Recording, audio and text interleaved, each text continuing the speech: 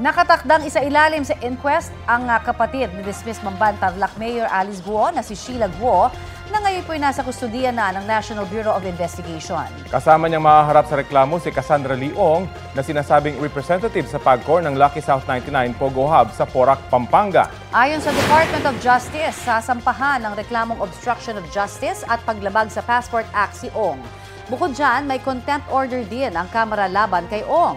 Reklamong paglabag naman sa immigration laws ang kay Sheila Guo na pinaaresto rin ng Senado dahil sa hindi niya pagsipot sa mga pagdinig tungkol sa Pogo.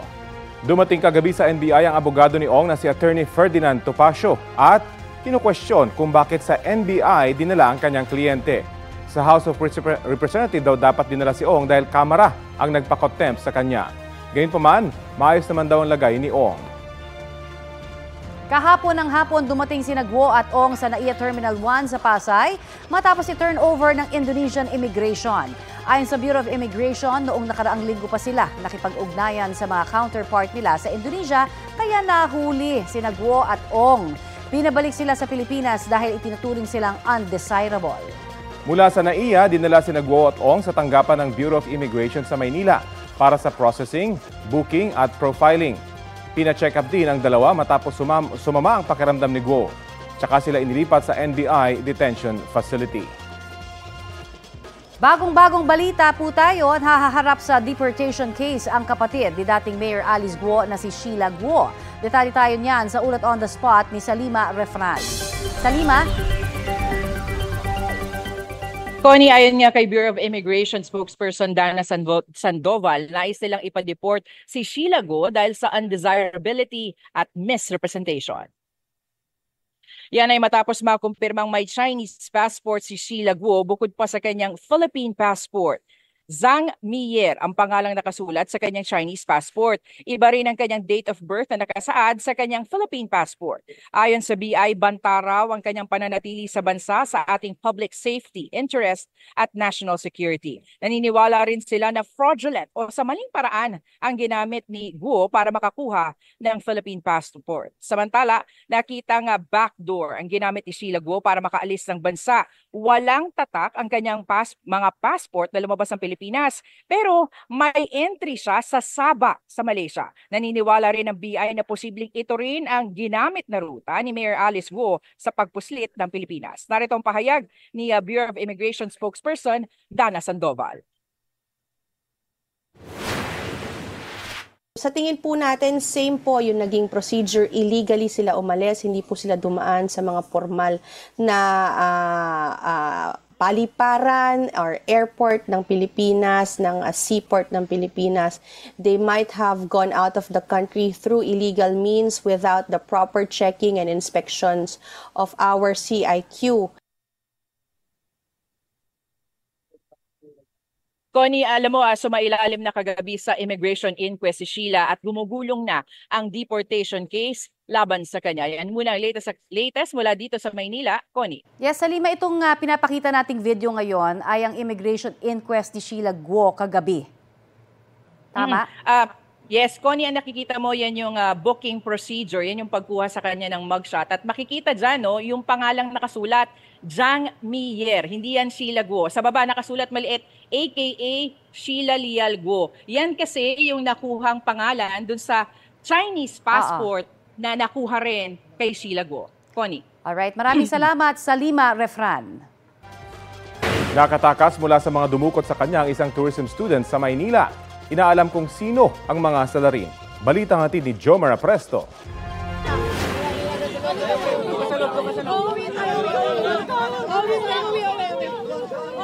Ligtas na nakabalik sa kanyang pamilya ang 20 anyos na tourism student na si Alias Shane mula sa kamay ng posible umanong kumidnap sa kanya sa bahagi ng Balot sa Tondo, Maynila.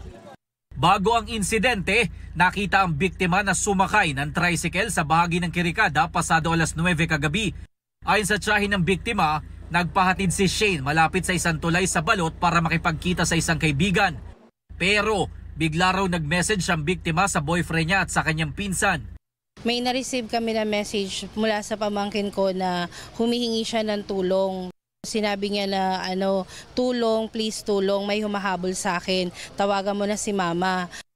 Ang sumunod na eksena, Biglang tumutok daw sa kanya ng kutsilyo. Tapos mabilis siyang pinaglalakad. Tapos after nun wala na siyang malay. nang magising daw ang biktima, nasa loob na siya ng isang kwarto. Agad niya raw kinuha ang kanyang gamit at tumakas. Sakto naman na may isang tricycle driver ang nagsakay sa kanya at ibinaba siya sa Rizal Avenue. Mag-aalauna ng madaling araw kanina nang makita sa CCTV ang biktima na naglalakad na papunta sa tapat ng isang ospital. Dito na siya sinubukang pakalmahin ng mga residente bago nagdatingan ang mga kaanak ng biktima. Pasalamat ko lang na nabalik sa amin yung pamangkin ko ng buhay. Kaya lang inaano namin yung trauma na experience niya kasi wala siyang tsinela, sobrang dumi, tas kalat-kalat yung gamit niya. Ayon sa barangay, nagsasagawa na ngayon ang investigasyon ng Manila Police District para matukoy kung sino ang posibleng kumidnap sa biktima. Traumatized yung bata kaya siguro next step po yung pag-refer sa DSWD for debriefing po. Jomer Apresto nagbabalita para sa GMA Integrated News. Matapos ang ilang taong pagtatago, na aresto sa Cainta Rizal ang isang lalaking wanted para sa mga reklamong child abuse at hazing. Base sa investigasyon ng pulisya, nagtatag ng biker club ang akusado noong 2015 at nag-recruit siya ng mga menor de edad na lalaki bilang miyembro. Bilang initiation, ginaha sa umano niya ang mga binatilyong hindi nakapagbayad ng membership fee. 8 reklamong child abuse ang isinampa ng mga biktima. Ang mga pulis naman ang nagsampa ng paglabag sa anti-hazing law. Dahil nangangatog ng arestuhin, dinala muna sa ospital ang akusado. Inilipat siya sa kulungan matapos matukoy na dahil lang ito sa nerbiyos at pasado naman sa medical evaluation. Hindi siya nagbigay ng pahayag. Huli cam dito sa Pangasinan ng pagtakas ng 2 lalaking nagnanakaw umano ng mga manok sa isang barangay sa Calasiao. Sa Bantay, Ilocos Sur naman, nakuha ng video ang isang tricycle na nasalpok ng isang SUV. Ang mainit na balita hatid ni Russell Simorio ng GMA Regional TV. Masdan ang tricycle na nasa outer lane. Hinihintay ng driver ang pagdaan ng mga sasakyan at nang makitang maluwag na ay nag-U-turn hanggang sa masalpok ng paparating na SUV. Nagpaikot-ikot ang tricycle at tumilapon ng driver. Nangyari yan sa Bantay, Ilocos Sur. Labis kami DJ lugan ng pamyanan, insik po na malatan. So DJ yan SUV, acidic masyado, can expect nga napaspas, iso nga naalan na din yung tricycle. Sugatan ng tricycle driver. Ayon sa PNP, agad namang nagkaayos ang 2 partido. Sa kuha ng CCTV camera, makikita ang rider na nakaparada sa gilid ng kalsada sa Barangay Doyong, Calasiao, Pangasinan. Ilang minuto lang, makikita ang isa pang lalaking naglalakad papunta sa kinaroroonan ng rider.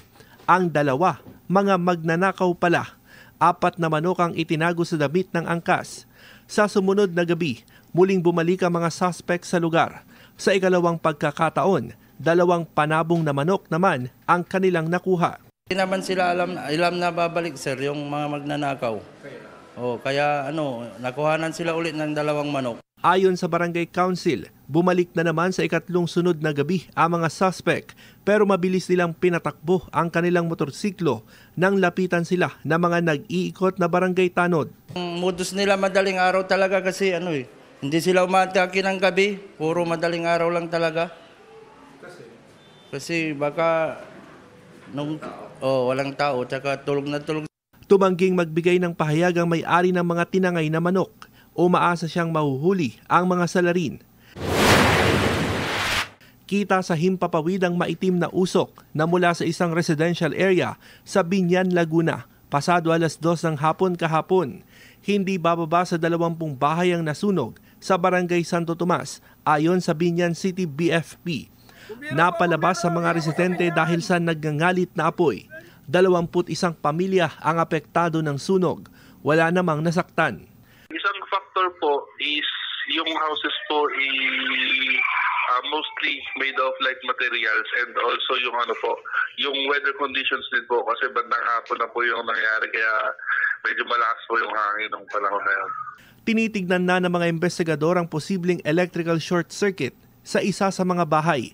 Tinatayang nasa 1.5 million pesos ang halaga ng pinsala. Russell Simorio ng GMA Regional TV nagbabalita para sa GMA Integrated News. Mahigit 200 stall naman ang apektado ng sunog sa isang palengke sa San Carlos, Pangasinan. Sa drone video, makikita ang lawak ng pinsala ng nasunog na Old Public Market. Pwersang binuksan ng mga rumespondeng bumbero ang mga pwesto para apulahin ang apoy. Ayon sa BFP, isa umanong umusok na cellphone ang tinitingnang sanhi ng sunog. Inihahanda naman ng San Carlos LGU ang tulong sa mga naapektuhan ng sunog. Nakadetain sa Kamara si dating Duterte Presidential Spokesperson Harry Roque matapos ipa-contempt ng Quad Committee na nag-iimbestiga sa mga pogo at sa war on drugs. Dahil po yan sa pagsisinungaling umano ni Roque kaugnay po sa hindi niya pagdalo sa hearing noong August 16.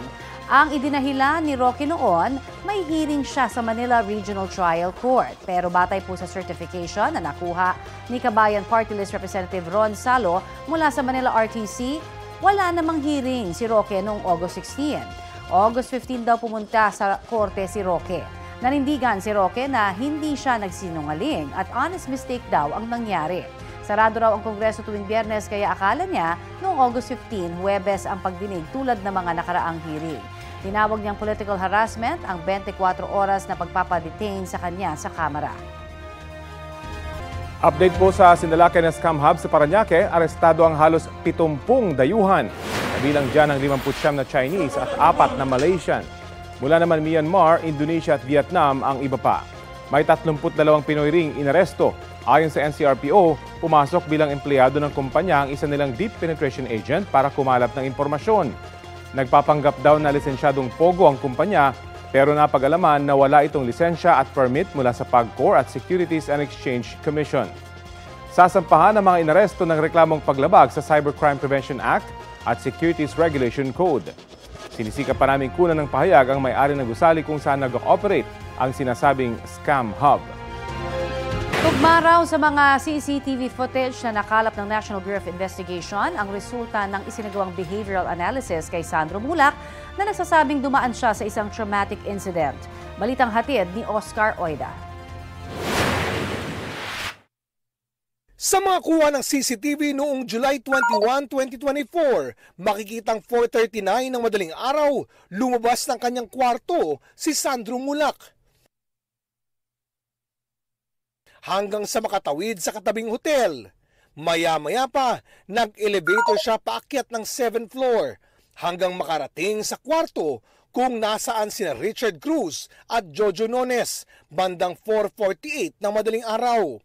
Bandang 5:24 ng umaga, makikita ang isang room attendant na naghahatid ng inumin sa naturang kwarto. 6:46 ng umaga naman, makikitang lalabas ng kwarto si Sandro. Lilisanin ng nasabing hotel hanggang sa makabalik sa kanyang hotel 6:53 ng umaga. Sa lobby ng kanyang hotel, ayon sa NBI, mapapansin na umano ang pagbabago sa kilos ni Sandro. Papunta siya doon sa hotel na naka-check-in ang dalawang subjects, normal at relaxed ang movement ni Sandro. Pero after noong nangyari insidente ng pamumulestya, makikita mo na nagbago ang kanyang kilos. Siya ay mabilis na maglakad, balisa at parang distressed and very anxious. Bigla na lang siyang umupo sa tabi ng wall, fronting the elevator kung saan inaantay niya yung mga kaibigan niya na sumundo sa kanya. Ang mga video manong ito ayon sa NBI ay corroborative o sumisigunda sa behavioral analysis na ginawa ng kanilang mga investigador at Behavioral Science Division. This was very consistent with the findings of the Bureau na meron ng traumatic incident na nangyari doon sa hotel kung saan naka-check-in yung dalawang subjects na nireklamo ng Sandro Mulak. Ayon naman sa abogado ng dalawang independent contractors, hindi pa nila nakikita ang mga CCTV footage. Sinusubukan pa naming makuna ng pahayag ang panig ni Mulak. Oscar Oida, nagbabalita para sa GMA Integrated News. Nakatanggap ng Heroes Welcome si Olympic bronze medalist Ira Villegas sa pag-uwi niya sa Tacloban City. Sinalubong siya sa airport ng kanyang pamilya at mga kaibigan. Nagsagawa ng motorcade para kay Ira. Nagbigay naman ng tig 1 million pesos na cash incentive ang City Council at Mayor ng lungsod para kay Ira. Samantala, nauna namang bigyan ng pagkilala ang isa pang bronze medalist na si Nesty Pitesio sa Davao City nitong Miyerkules. Bukod sa mainit na pagsalubong ng mga kababayan, naroon din ang kanyang pamilya na halos 8 buwan na raw niyang hindi nakakasama. Nasa Malacanang naman kagabi ang ilang Pinoy Olympians na hindi nakasama sa pagbibigay-pugay noong isang linggo. Kasama dyan si Olympic gymnast Emma Malabuyo, Aliyah Finnegan at Levi Rivivar at si Olympic golfer Dottie Ardina. Natanggap na nila roon ang 1 million pesos na cash incentive mula sa Office of the President. Hindi naman nakadalaw ang isa pang golfer na si Bianca Pagdanganan dahil nagtitraining na raw siya abroad. Ngayong nahuli na sina Sheila Guo at Cassandra Leong, patuloy namang tinutunton kung nasaan si dismissed Bamban-Tarlac Mayor Alice Guo at isa pa niyang kapatid na si Wesley. Balitang hatid ni Salima Refran. Base sa mga dokumento at intelligence reports ng pamalaan, hindi pala galing ng Pilipinas, kundi galing na ng Denpasar sa Bali, Indonesia, si dismissed Bamban-Tarlac Mayor Alice Guo nang dumating sa Kuala Lumpur, Malaysia noong July 18. July 21 ang makuna ng isang pasahero ang letratong ito ni Guo sa Kuala Lumpur Airport kasama si Cassandra Ong, ang kinatawanang ni Raid Dapogo sa Porac, Pampanga na Lucky South 99. Palipad na pala sila patungong Singapore. Halos isang buwan sa Singapore sina Guo, Ong at mga kapatid ng dating alkalde na sina Sheila at Wesley bago tumawid pa Batam, Indonesia sakay ng ferry noong linggo, August 18. The news is there in Indonesia and we have verified reports already on this matter. But our people are working on this matter right now. Sa ulat ng foreign counterparts sa Presidential Anti-Organized Crime Commission o PAOK, wala na sa Indonesia ang kapatid na lalaki ni Guo na si Wesley. Apparently yung lalaki, si Wesley Guo, ay nasa ibang bansa na raw po. Kung saang bansa, undisclosed pa po ito. Ngayon, si Alice Leal Guo ay hindi nila namataan doon sa Batam, Indonesia. Pero wala rin silang sinabi na nakalabas na po ito ng bansa. So, malakas ang aming paniniwala na si Alice Leal Guo, si Guwaping, nasa loob pa ng Indonesia. Sa pagkakahuli sa kapatid ni Guo na si Sheila at kay Ong sa Indonesia, mas luminaw pa raw ang koneksyon ng Zunyuan Technology sa Bamban at Lucky South 99 sa Porac. Well, we found a connection between Alice Guo and Cassandra Leong. A definite connection that was found by our people. Which means that Bamban and Porac are closely related. And remember that despite all the denials of former Secretary Roque, it appears that they're really intimately related. Nagsama ngayon sa pagtatago si Cassie Leong, a very important person of interest para doon sa Lucky South 99, Porac, at saka si Alice Leal Guo, another very important person of interest para sa Bamban, sa Sunyuan. So this highlights, underscore our contention. Matagal na naming sinasabi na yung dalawang scam farm na ito ay magkaugnay. Pare-parehong criminal organization ang kinabibilangan nila Cassie Leong at saka ni Alice Leal Guo or Guwaping. Martes, August 20 nang iutos si Executive Secretary Lucas Bersamin ang pagkansela ng passport ni Guo at kanyang mga kapatid at ni Ong. Pero ayon kay Justice Secretary Jesus Crispin Remulla, hindi raw basta-basta makakansela ang passport ng mga ito dahil baka magkaproblema sa pagpapauwi sa kanila. Yan ay kahit pa maaaring fraudulent o sa maling paraan nila nakuha ang kanilang mga pasaporte. It was not found advisable also to treat it summarily because if the passports are cancelled immediately, then how can you make them travel back to the country? You will have to issue a travel document which should be an admission that they are Filipino citizens. Salima Refra, nagbabalita para sa GMA Integrated News. Huli ang isang babae sa Valenzuela dahil umano sa pagbebenta ng iligal na droga. Itinanggihan ng suspect na may pakiusap sa mga umarestong pulis. Ang mainit na balita hatid ni Bea Pinlac. Di ba, makaawa ko sa kanila. Sabi ko, wag nila huli kasi anak ko wala mag-aalaga. Inaresto ang 34 anyos na babaeng ito matapos mahulihan umano ng 60 grams ng shabu na nagkakahalaga ng mahigit 400,000 pesos. Isinagawa ng Valenzuela Police ang buy-bust operation alas 4:30 ng madaling araw kahapon. Ayon sa pulisya, sangkot umano ang suspect sa pagtutulak ng droga sa Barangay Bignay. Base sa impormasyon na nakuha natin, siya ang nagbabagsak at kinukuhanan ng mga small-time pusher natin sa barangay, sa may Barangay Bignay. Patuloy ang investigasyon para matunton ang source ng shabu ng suspect. Kasi kung 60 gram na ang hinahawakan niya, sigurado ang kinukuhanan niya more than 60 gram. Kaya patuloy pa rin ang investigasyon na at follow-up regarding doon sa kinukuhanan niya naman.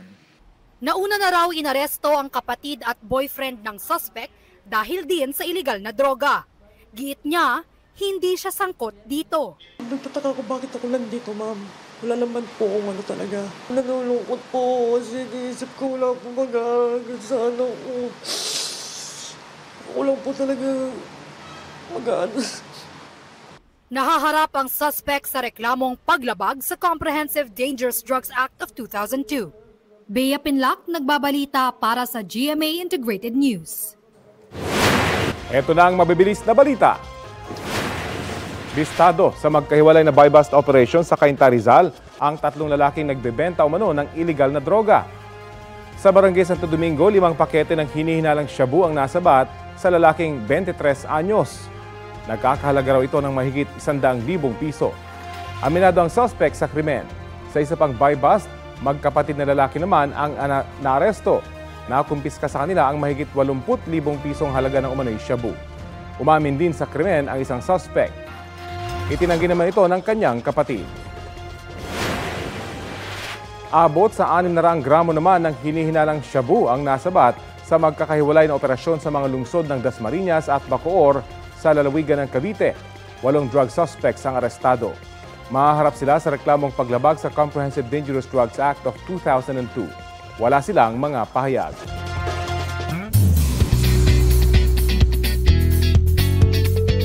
In the zone na sa latest ngayong Friday, mga mare at pare. Atin pa rin ang panalo, ang sigaw ng 18 ng SB19 sa Billboard Fan Army Face-Off 2024.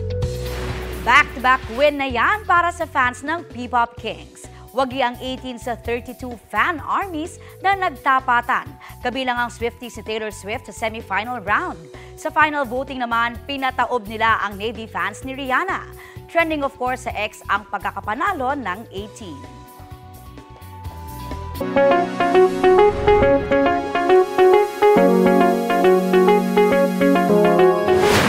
Bilang pag-iingat naman sa Mpox o dating monkeypox, nagbabalangkas na ng health protocols ang Department of Health para po sa mga negosyong may close contact sa kanilang customers. Kabilang po dyan ang mga salon, barbershop at spa.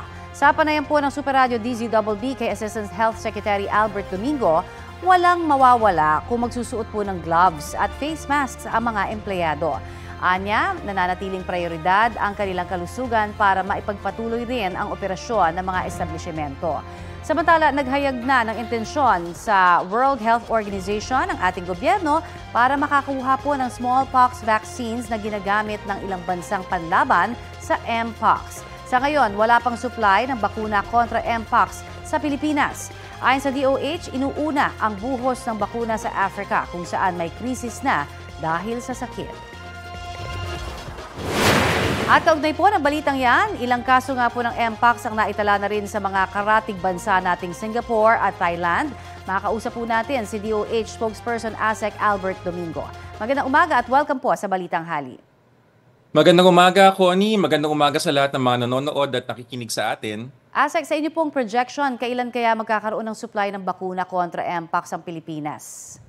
Nakaabang tayo, Connie, kung paano ang kilos sa pandaigdigang kalakaran ng kalusugan. Kaya nandyan yung WHO, yung World Health Organization. Ang priority kasi ngayon internationally is containment. Yung binabantayan natin dito, yung sinasabing Clade 1B. Meron kasing dalawang clade, yung Mpox. Yung nakita natin na kamakailan lang nung linggo, kung hindi ako nagkakamali last Sunday, no? It belongs to Clade 2, yung nakuhang sample sa ating kababayan. Ibig sabihin, hindi ito yung kinakabahan na baka kumalat. So, to answer the question, ang priority ng buong mundo ngayon is i-contain muna sa Africa. Kaya doon na ang karamihan ng bakuna. So, hindi ho tayo anytime soon magkakaroon ng bakuna because of this? Not anytime soon, Connie. Kaya this early, kaya sinabi ko, nagtaas tayo ng kamay. Ibig sabihin, signify intention.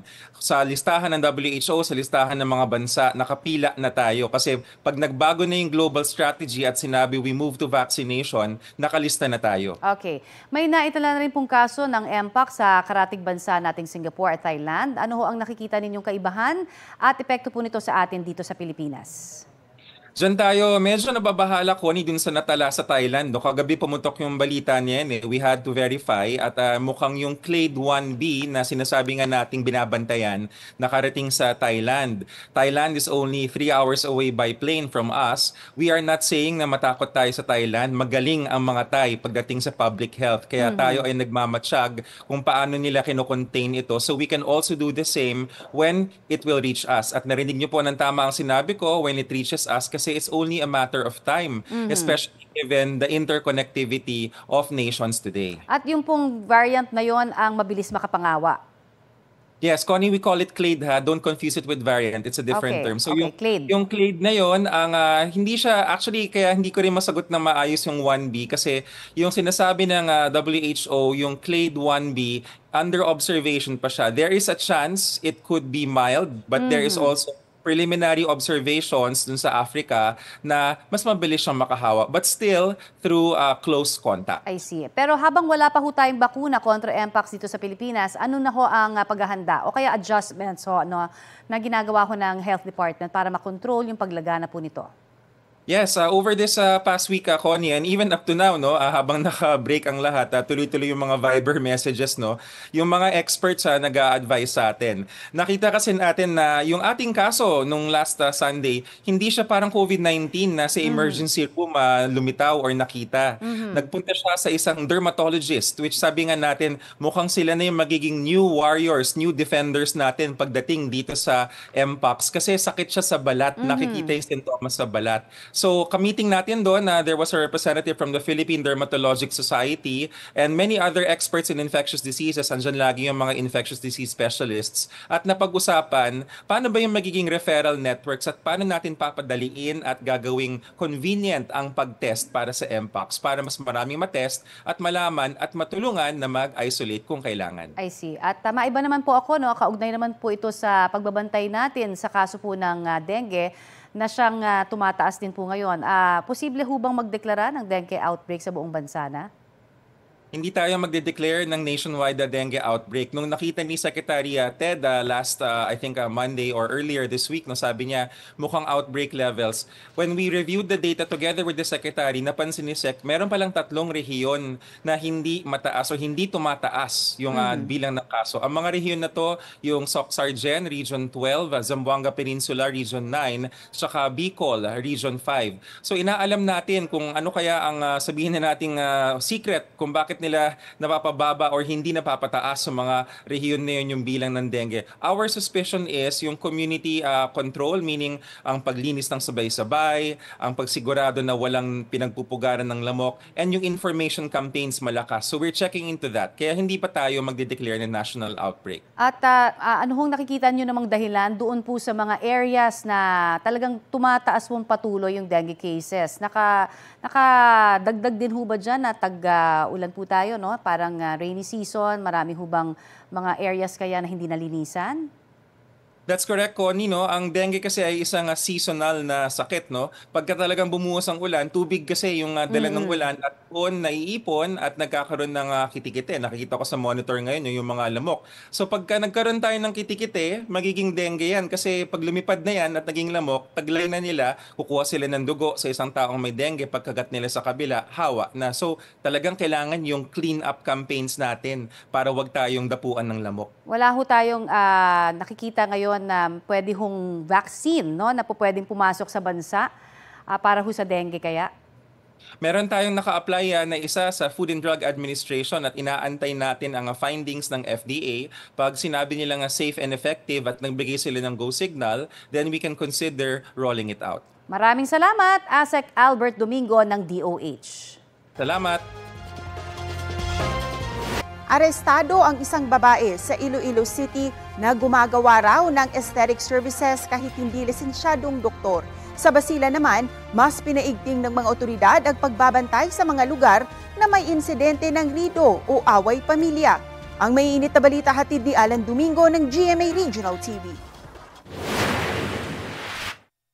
Sakay ng mga truck dumating ang 101st Infantry Brigade sa Barangay Itob-Itob, Sumisip, Basilan bilang respondiyan sa nangyaring enkwentro sa pagitan ng mga pamilya ng kasalukuyang kapitan ng barangay at ng dating kapitan. Parang may inabangan yung tatlong tao, mga wounded yung tatlo. Wala namang namatay doon. Isang araw, may mga firefight na naman nangyari doon. And every time pumupunta yung mga sundalo natin to pacify, siyempre nag-aalisan lang. Ito nga yung pinipilit natin sanang ma-resolve, ma-settle, pero yun nga, medyo very challenging. Ayon sa mga otoridad, isolated case lang ang nangyari. Pinaigting na ang pagbabantay sa lugar para maiwasan na ang mga insidente ng rido o hidwaan ng pamilya sa probinsya. The people here are safe. Yung security situation dito at all time very peaceful. We are determined na i-sustain ito. Nation ng NBI ang nagpapakilalang doktor ng isang aesthetic clinic sa Iloilo City. Sa pamamagitan ng nagpanggap na customer, nahuli sa akto si alias Doc Jazz na nagsasagawa ng glutatrip session. Before kami nag-conduct sa aming operation, nag-validate kami na isang professional status ni doctor. And found out na is not a licensed physician based sa records ng aton PRC. Maliban sa glutatrip, nag-aalok din ang suspect ng iba't ibang aesthetic services ayon sa NBI. Sinampahan siya ng kasong paglabag sa Republic Act 2382 o Medical Act of 1959 in relation to cybercrime at kasong istapa. Ayon sa NBI, delikado at maaring mauwi sa infection kung hindi lisensyado ang nagsasagawa ng medical procedure. Nagkapagpiyansa ang hinuling doktor. Sinubukan ng team na kuhanan ng pahayag ang may-ari ng clinic pero staff lang ang humarap. Ayon sa staff, wala roon ang nahuling doktor. Patay sa pamamaril ang isang lalaki sa loob ng kanyang bahay sa Cebu City. Ayon sa inisyal na investigasyon ng pulisya, 2 lalaki ang dumating sa bahay ng biktima. Bigla na lang pinagbabaril ang biktima. Aminado ang kanyang pamilya na sangkot siya sa operasyon sa ilegal na droga, bagay na inimbestigahan ng pulisya bilang posibleng motibo ng krimen. Nasunog ang 7 bahay sa Bacolod City. Ayon sa BEP, posibleng nagmula ang apoy sa nag-overheat na electric fan sa isang bahay roon. 700,000 pesos ang tinatayang danyo sa sunog. Pansamantalang nasa evacuation center ang 9 na pamilyang nawalan ng bahay. Alan Domingo ng GMA Regional TV, nagbabalita para sa GMA Integrated News. Sa Bacolod City pa rin patay ang isang senior citizen matapos aksidenteng masagasaan ng truck sa Barangay Tanggub. Paliwanag daw ng driver sa mga otoridad, hindi niya nakitang may tumatawid. Ang mga truck ay may tinatawag na blind spot area o bahagi na hindi nakikita ng driver ang mga katabing sasakyan dahil malaki at mataas ang harapan ng truck. Nasa kustodiya na ng pulisya ang truck driver at mahaharap sa kaukulang reklamo. Wala siyang pahayag. Update tayo sa nakatakdang inquest kina Sheila Guo at Cassandra Leong. May ulat on the spot si John Consulta. John? Connie, ayon sa ating pakikipag-usap nga dito kay NBI Director Jimmy Santiago, ay imbis na dalhin sa Department of Justice itong sina Cassandra Leong at si Sheila Guo, ay dito na lamang sa NBI gagawin nga itong inquest proceedings para nga una ay hindi magkaroon ng security preparations pa at sana maging mas simple na lang daw ang kanilang gagawing proseso sa pag-i-inquest sa kanilang dalawa. Dagdag ni Director Santiago, reklamong obstruction of justice at harboring a fugitive ang ihain sa magiging inquest. Kanina dumating din sa NBI ang dalawang abogado ni Cassandra Ong at si Attorney Stephen David para sa kanyang kliyente na si Sheila Guo. Dumating na rin ang isang prosecutor na siyang magpa-facilitate ng inquest. Inaasahang mamayang 12 noon, Connie, magkasagawa ng press conference si NBI Director Jimmy Santiago para ibigay ang detalye ng kanilang isasampang reklamo at update sa kanilang investigasyon. Sa ngayon, Connie, ay wala pa tayong impormasyon kung pagkatapos nga ng inquest ay mayroong pagdadalang ibang lugar dito kina Sheila Guo at kay Cassandra Ong. Bagamat alam natin na mayroong warrant of arrest na in-issue ang Kongreso at ang Senado, pero sa ating initial information ay nakahanda ang NBI na dito muna manatili ang dalawa na para bantayan ang kanilang seguridad at ihanda kung sakasakali doon sa magiging pagdinig naman sa Senado dahil nga inaasahan yung kanilang presensya doon matapos nga silang mahuli at mapabalik mula sa Indonesia. Connie. Maraming salamat, John Consulta. Update tayo sa planong deportation ng Bureau of Immigration laban sa kapatid ni Alice Guo na si Sheila Guo. Kausapin natin si Bureau of Immigration spokesperson Dana Sandoval. Magandang umaga at welcome po sa Balitang Hali. Good morning po sa inyo. Opo, sa naging immigration inquest po kagabi kina Sheila Guo at Cassandra Ong, nakausap po ba sila ng immigration officials? Meron na ba silang opisyal na pahayag patungkol sa kanilang pag-alis ng bansa? Paano sila nakaalis? Yes sir, kahapon po, very limited yung mga sinabi po ni Sheila Guo as well as ni Cassandra Leong about the way Alice Guo and her siblings were able to depart the country. Inantay po nila actually ang kanilang counsel. Nag-antay po tayo ng medyo hanggang alas 10 ng gabi para po matapos ang inquest proceedings. And the regular procedure lang po ang ginawa natin. Wala po silang masyadong binigay na statement during the proceedings. Pero sa inspection po ng pasaporte ni Sheila Guo, nakita po namin at na-confirm po yung isang malaking teorya ng pag-alis po niya. Nakita po natin na wala siyang immigration stamp. Ang ibig sabihin po noon, hindi po siya dumaan sa immigration formalities po, sa paliparan or sa mga barko po. And ang entry point po niya sa Malaysia ay via Sabah, Malaysia. So yun po yung nakikita natin. From Sabah, Malaysia, lumipat po siya ng Kuala Lumpur, then Singapore, and eventually po in Indonesia where they were arrested. Kahit naman po backdoor yung bahaging yun ng Pilipinas, meron hong mga immigration officials, hindi ho ba, na nagmamando sa lugar na yon? Informal ports po, meron po. Pero yung mga baybay dagat po natin, alam po natin na malaki yung mga baybay dagat po ng Pilipinas.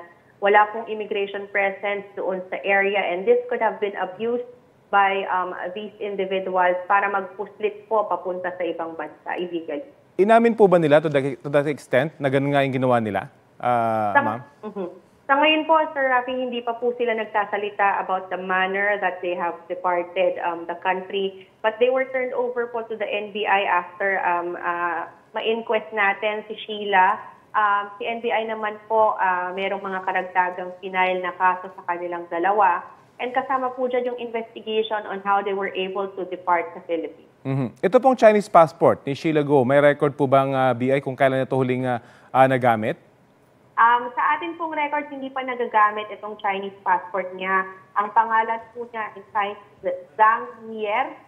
Iba po ang date of birth, iba po ang pangalan. So entirely different identity ito than the one that she is presenting in her Philippine passport. So ito po ay isang reason namin para usuhan po siya ng deportation charge for misrepresentation because she is presenting herself as a Filipino despite holding a valid Chinese passport. Ang Chinese passport po niya valid pa po up until 2031. So agad violation na yon. Maraming salamat po sa oras na ibinahagi nyo sa Balitang Hali. Salamat po and magandang umaga. Si Bureau of Immigration spokesperson, Dana Sandoval.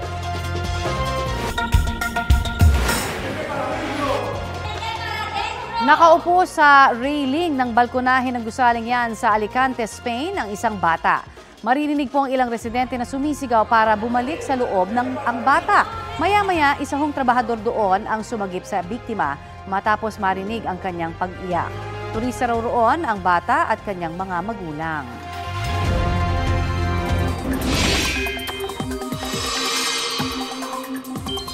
Nakararanas po ngayon ng thunderstorm ang ilang panig ng Calabarzon. Ayon po sa Pag-asa, apektado ng thunderstorm advisory ang Rizal, Laguna, Batangas at ilang panig ng Quezon. Tatagal ang nasabing babala hanggang 11:44 ng umaga. Pinaalerto po ang mga residente mula sa banta ng baha o landslide. Asahan din ang mga thunderstorm sa iba pang panig ng bansa sa mga susunod na oras hanggang sa weekend at sa Lunes, National Heroes Day. Higit na mataas ang tsansa ng ulan sa halos buong bansa kasama ang Metro Manila sa bandang hapon o gabi. Base naman po yan sa rainfall forecast ng Metro Weather. Posible ang heavy to intense rain sa ilang lugar kaya maging alerto po sa baha o landslide. Sa ngayon po kasi umiiral din ang easterlies at nagpapaulan sa eastern section ng Luzon at Visayas ayon sa Pag-asa. Wala namang epekto sa lagay ng panahon sa bansa ang binabantayang bagyo sa Pacific Ocean. Isa na po itong severe tropical storm at may international name na Shanshan. Mababa pa rin po ang tsansa ng nasabing bagyo na pumasok sa PAR.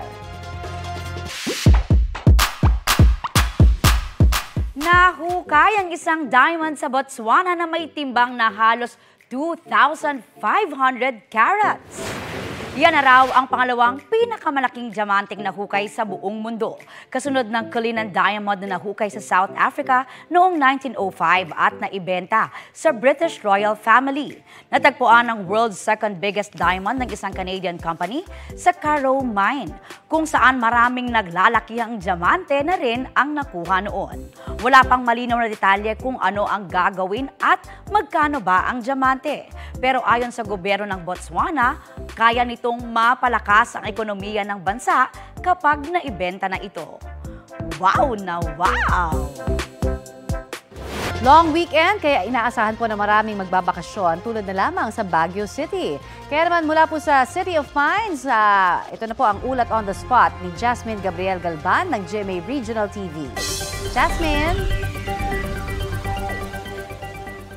Good morning, Connie. Good morning, mga kapuso. Ngayong long weekend, dagsa ang mga turista dito sa lungsod ng Baguio. Actually, maaga pa lamang ay napakarami ng mga turistang namamasyal sa iba't ibang mga tourist destination, gaya na lamang sa may Lion's Head, sa bahagi naman ng Cannon Road. At karamihan nga sa mga turistang maaga pa lamang ay maaga ng bumiyahe pa Baguio City ay mula sa Pampanga, Tarlac, La Union, Nueva Ecija at meron ding galing sa bahagi naman ng Pangasinan. Enjoy rin ang mga chikiting sa iba't ibang activities sa Burnham Park, gaya ng boating at ng biking.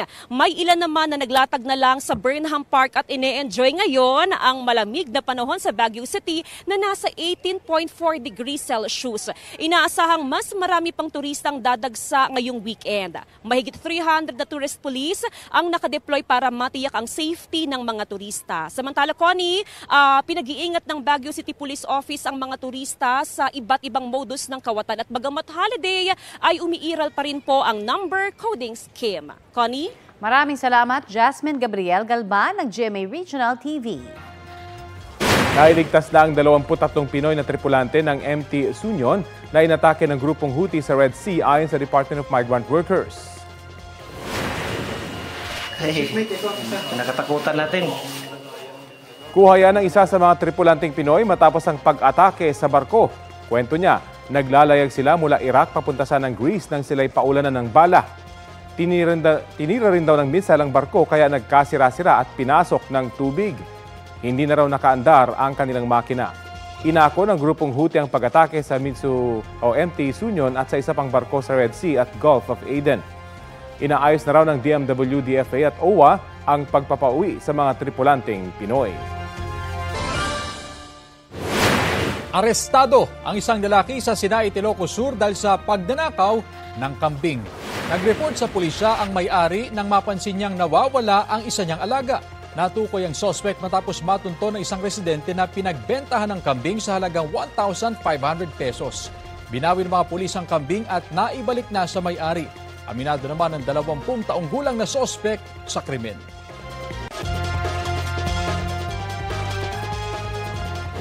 Magandang balita para sa mga motorista mula sa oil price hike nitong Martes. Posibleng may big-time rollback naman sa susunod na linggo. Base sa pagtataya ng Oil Industry Management Bureau ng Department of Energy, batay sa 4-day trading, tinatayang 2 pesos hanggang 2 pesos and 20 centavos ang bawas presyo sa kada litro ng diesel. 1 peso and 15 centavos hanggang 1 peso and 35 centavos naman ang inaasahang tapyas sa gasolina, habang 1 peso and 90 centavos hanggang 2 pesos ang nakikitang bawas sa kerosene. Ayon sa DOE, dahil daw yan sa paghina ng demand, muling paglakas ng produksyon mula sa Libya at ang ceasefire talks sa giyera sa Gaza. Posible pa po ito magbago sa pagtatapos ng trading day ngayong araw.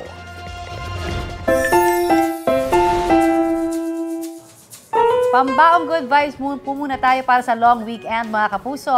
Si Sir from Gapan, Nueva Ecija, may kwelang hirit sa kanyang co-teachers. Heto ang kanyang aliw na POV. Pabalik-balik, pasilip-silip hanggang sa umupo na at naglinis. Paraan niya ni Sir Jerwin Abiol para magpapansin sa kapaguro na napasarap yata ang turo. Awat na raw sa overtime dahil oras na para sa kanyang math subject. Oh, biro lang yan, teacher ha. Biro lang yan ni Teacher Jerwin kina ma'am at sir. Relate much ang marami sa video na may 1.2 million views. Aba! Trending! Good job sa lahat ng ating mga guro. Sure. Thank you sa pag-overtime. Correct. Ay, gano'n naman talaga pag maganda yung subject at kahit ngayong mga estudyante ko minsan, di ba? Request na nila yan sa ating mga guro. Kapuso, para sa mga maiinit na balita, mag-subscribe sa GMA Integrated News sa YouTube. Sa mga kapuso naman abroad, subaybayan nyo kami sa GMA Pinoy TV at sa www.gmanews.tv.